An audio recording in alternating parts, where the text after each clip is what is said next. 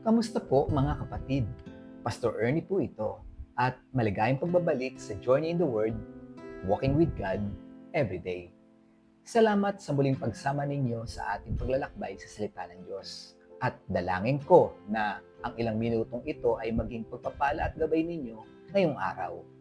Kaya saan man kayo naroroon, nasa biyahe, nasa trabaho, naglalakad o nagpapahinga, halina't sabay nating pakinggan ang sinasabi ng Diyos sa pamamagitan ng kanyang salita.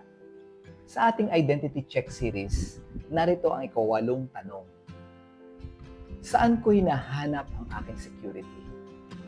May mga pagkakataon ba na panatag ka kapag maayos ang lahat, pero kapag biglang may problema, kapag may financial concern, kapag may problema sa pamilya, kapag may dumating na hindi mo inaasahan, bigla kang natatakot. At minsan, napapaisip ka, Lord, hawak mo pa ba ako? Pakinggan natin ang sinasabi ni Jesus sa John chapter 10. My sheep hear my voice, and I know them, and they follow me. I give them eternal life, and they will never perish, and no one will snatch them out of my hand. John chapter 10, verses 27 and 28. Napakaganda ng pangako ni Jesus.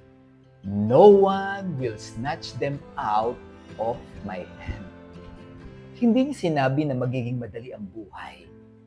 Hindi niya sinabi na wala ng problema. Ang ipinangako niya ay ito. Hawak niya ang kanyang mga tupa. Sa John chapter 10, ipinapakilala ni Jesus ang kanyang sarili bilang the Good Shepherd. Kilala niya ang kanyang mga tupa. Inaalagaan niya sila at hindi niya sila iniiwan. Sabi pa nga niya, I know them. Kapatid, isipin mo yun, kilala ka ng Diyos. At higit pa roon, hawak ka niya. Sinabi rin ni Jesus, no one is able to snatch them out of the Father's hand. Kaya malinaw ang mensahe. Ang security natin ay hindi nakasalalay sa tibay ng pagkakahawak natin kay Jesus, kundi sa tibay ng pagkakahawak niya sa atin. Minsan, ang peace natin ay nakabase sa circumstances. Kapag maganda ang sitwasyon, panatag tayo. Pero kapag nagbago ang lahat, pati ang faith natin ay natitinag.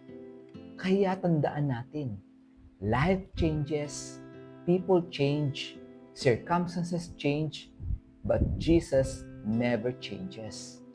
Maaring hindi mo alam kung ano ang mangyayari bukas, pero alam mo kung kaninong kamay ka naroroon. Maaring hindi mo kontrolado ang circumstances, pero hindi nawawala sa kontrol ng Diyos ang buhay mo.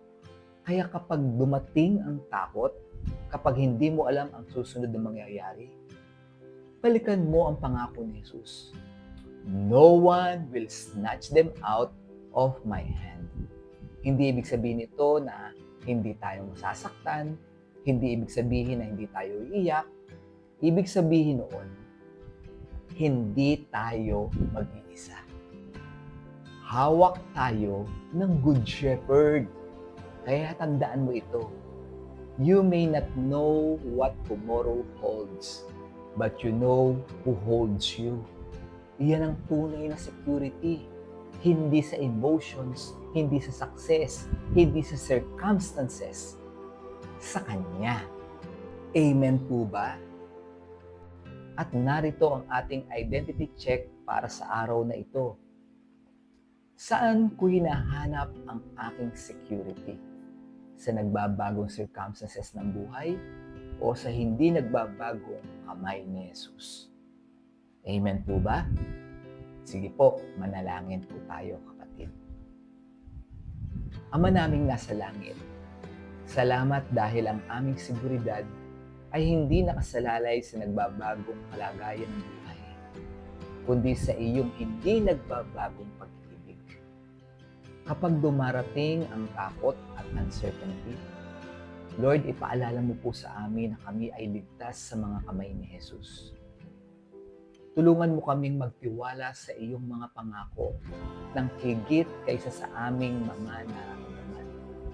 Kapag hindi namin alam ang susunod na mangyayari, tulungan mo kaming magpahinga sa katotohanang kilala mo kami, iniingatan mo kami, at hawak mo po kami. Salamat dahil ikaw ang aming Good Shepherd. Sa pangalan ni Jesus, Amen and Amen.